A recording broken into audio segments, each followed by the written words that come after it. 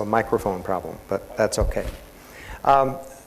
First of all, let me say it's an honor to have been invited here. As someone who's lived most of his adult life in the Muslim world, I'm particularly pleased to be here at this conference and to have been asked to talk to you about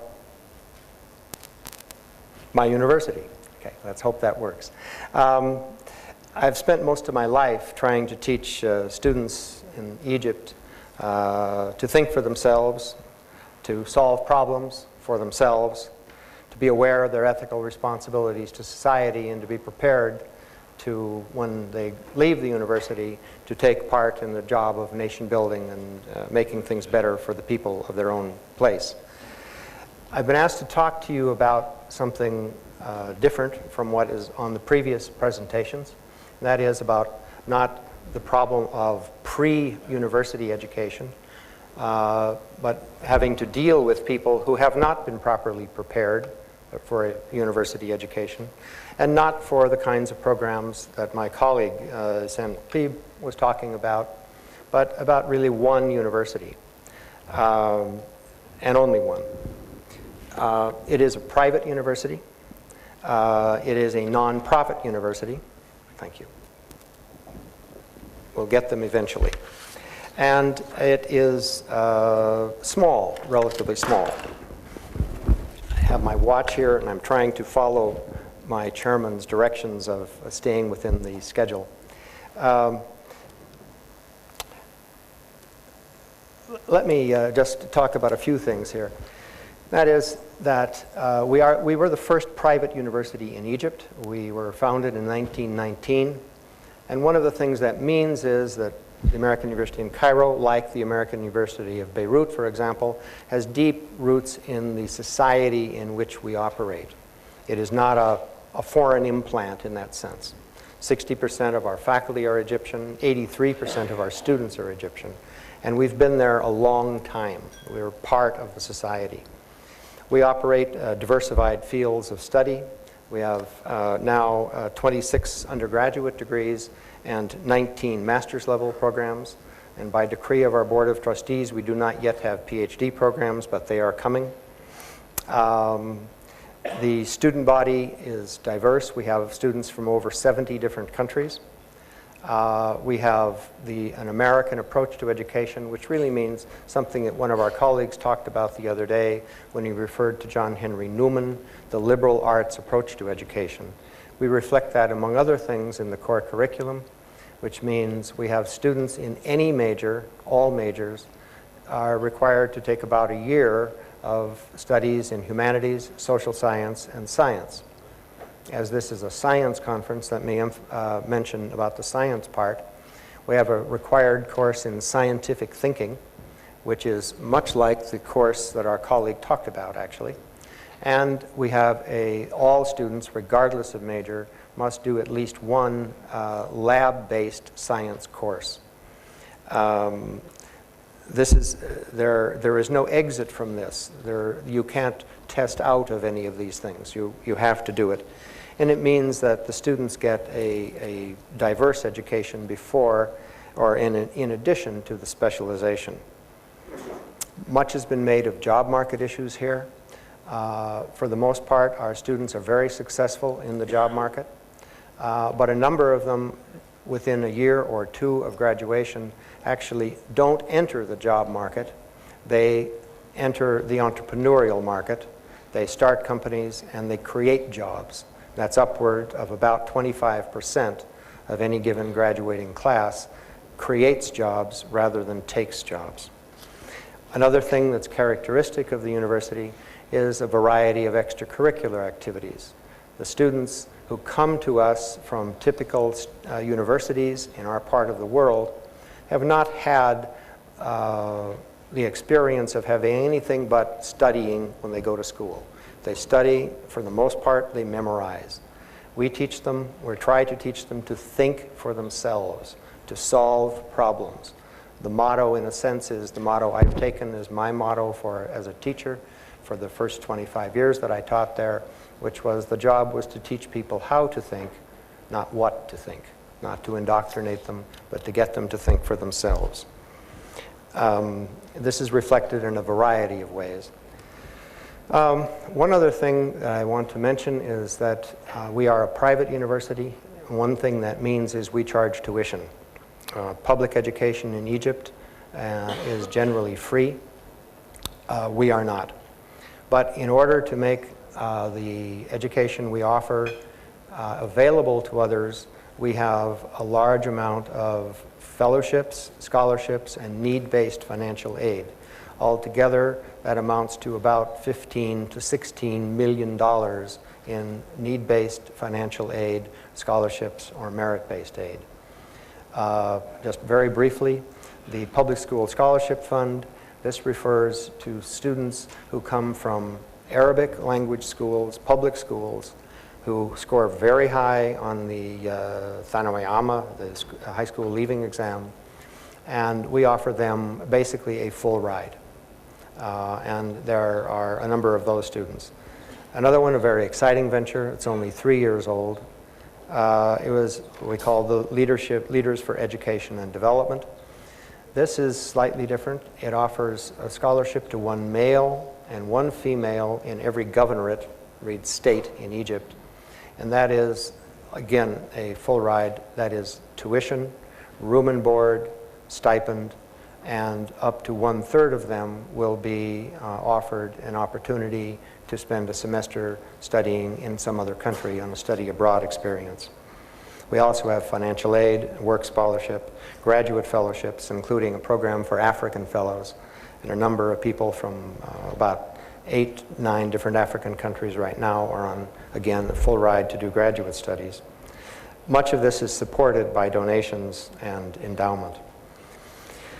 We also make a point of offering the university as a forum for debate and discussion for major public issues. The people here, Prince Talal of Saudi Arabia, and Sheikh Tantawi, the Sheikh Al-Azhar. Those are 2 recent speakers. There are many others. The point is to offer the university as a forum for debate, and particularly sensitive to offering it as a debate for unpopular subjects. And so, for example, we are an American university, but people who want to criticize American foreign policy find the American University in Cairo a very welcoming stage for making that argument. We have a number of prominent speakers over the course of a year. We have a program of bringing in distinguished visiting professors on a short-term basis. And we also have some programs, and I'm just mentioning 2 of them, 2 large student programs. And when I say large, I mean these are programs with hundreds of students who try to get in these programs. They're very selective to admission. They each accept 200 to 300 a year. But they are models not of the United Nations or of the Arab League, but really as much for those organizations, for what young people think should be on the agenda, should be done, should be discussed. One little anecdote, a few years ago, we were doing this, the Model Arab League, and the students had selected one of the topics they wanted to discuss to be female genital mutilation. And one day of the conference was actually held in the headquarters of the Arab League, which is really right across the street from the university. I went in and I was listening to the discussion, and some people from the Arab League itself were there listening to the discussion themselves. And they noted to me that this was the first time that subject had ever been discussed in that building. We also have some research centers and a number of things that I'll run through. This sort of lists them, and I'll go through this as quickly as I can. We have a social research center, which I think I can state is clearly the best of its kind in the Arab world. It's been in business since 1953. It conducts a wide variety of interdisciplinary research, and one of the things is that it does much of the baseline original research from which high-level profile reports such as the Arab Human Development Report, latest UNESCO report on the status of women and children, etc., And so it is to try to be socially and useful to the society. Our Desert Development Center is newer. It's a center of excellence in applied research and training. We have 2 field stations for this. And one of the projects has been to train recent graduates. In Egypt, until fairly recently, university graduates were guaranteed a job upon graduation. That is no longer possible, and one of the options the government came up with was to provide people instead of a job with land to become a smallholder and develop in agriculture. And we have been training the people who graduate on how to organize and run a farm and make a living at it for years. We've also done original research that would develop many new citrus products that have enriched the economy of the country and the region. We also have a Center for Gender and Women's Studies that is very new, and this attracts a network of people in this field in the region and outside the region. At least one person here knows the one that this is named after. This is a brand new center on philanthropy and community engagement. The idea is to study and develop ways in which philanthropy can be organized in a region in which there is an enormous amount of wealth which is reasonably not used for philanthropic purposes. And when you have suddenly new billionaires coming up, and the most imaginative thing some of them can think of to do is buy another car or another house. What we're trying to get them to think of is investing in their own societies. And also get our own students engaged in community service work while they're in the university, so that when they leave, they will continue with a life of service to society for the rest of their lives. The Science and Technology Research Center is also new. Many of these things are things that I've been able to get going since I became provost. This is essentially, in a few words, a center for research in nanotechnology. It has 4 different research units, one in chemistry, one in surface chemistry, one in biology, microbiology, one in microfabrication, and a new one in physics. Mentioned patents. It's only been in business for 3 years, and we haven't got started but it has already done work that produced 3 patents. We hope that we'll have more. It's interdisciplinary. It brings together all of our engineering and science departments in one funded research center, funded by one of our more generous, in fact, actually our most generous graduate. We have this is also a graduate program in forced migration and refugee studies. All of the countries here are dealing with refugee issues, some more than others. Cairo itself is home to well over 1 million refugees. And we have one of the 2 leading programs in the world in this field. It also has a lot of outreach. I mentioned just one of them, Cairo to Camps. This is a project in which our students spend their summer in the refugee camps in Beirut, teaching children in the camps, largely in the fields of art and theater and music, to deal with how they can deal with the problems of being born, raised, and watching others die in refugee camps, waiting for a solution to their problem. The American University in Cairo Press is the largest university-based press in our part of the world. We now publish about 70 books a year. One of the most important aspects of this is publishing work that's done originally in Arabic and translating it into English. And we like to point out we are the publisher of Naguib Mahfouz.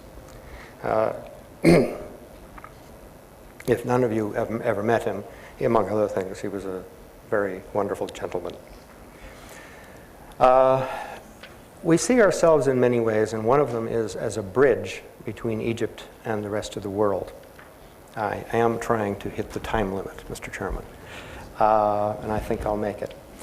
We're committed to international education. Roughly 83% of our students are Egyptian. We're trying to increase that percentage to include students from all parts of the world.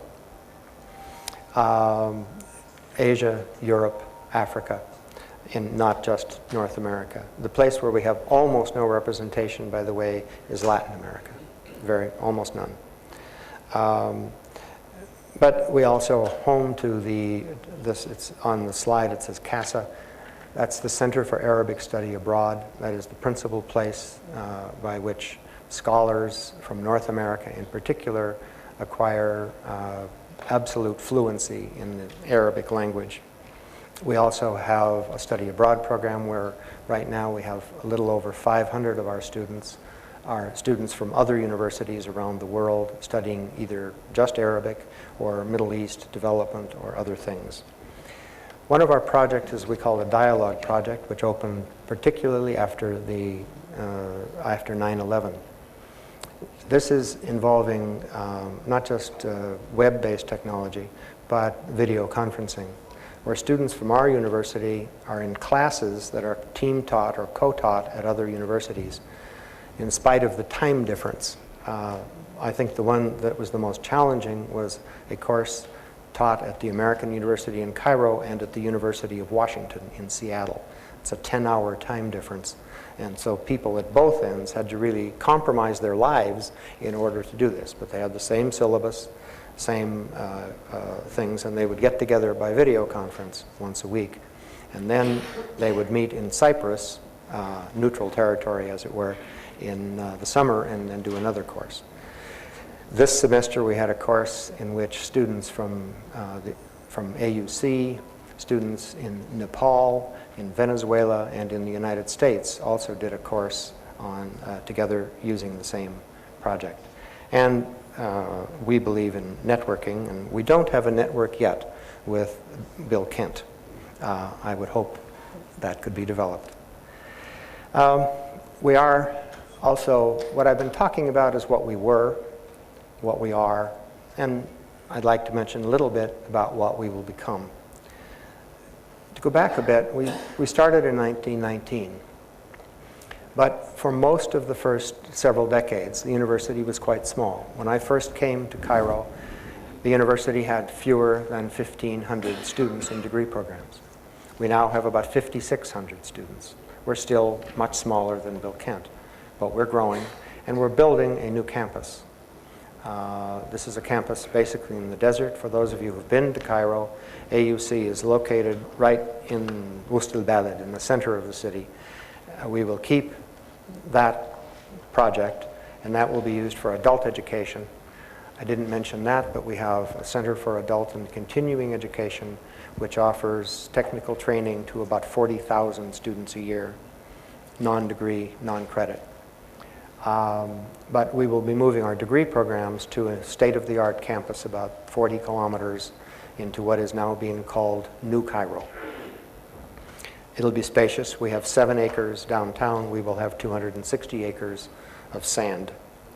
It will be environmentally friendly, accessible to the community, because part of it is a public, part of our land we have dedicated as a public park to the people of New Cairo. We will grow, but only slightly. In Egypt and in the region, thousands of students are produced every year to search for jobs that aren't there. We believe our job is not the job of the government. Our job is to provide an alternative, and for small numbers. The edge is on quality, not quantity. But we will grow with the new campus about 10 to 15%. And much of this will happen at the postgraduate level. We are positioning ourselves to be a regional center of excellence across the board in every field in which we offer programs. Center of excellence for research, for innovation, for policy analysis, for teaching, for entrepreneurship, and for service. And I thank you for your attention. Thank you very much.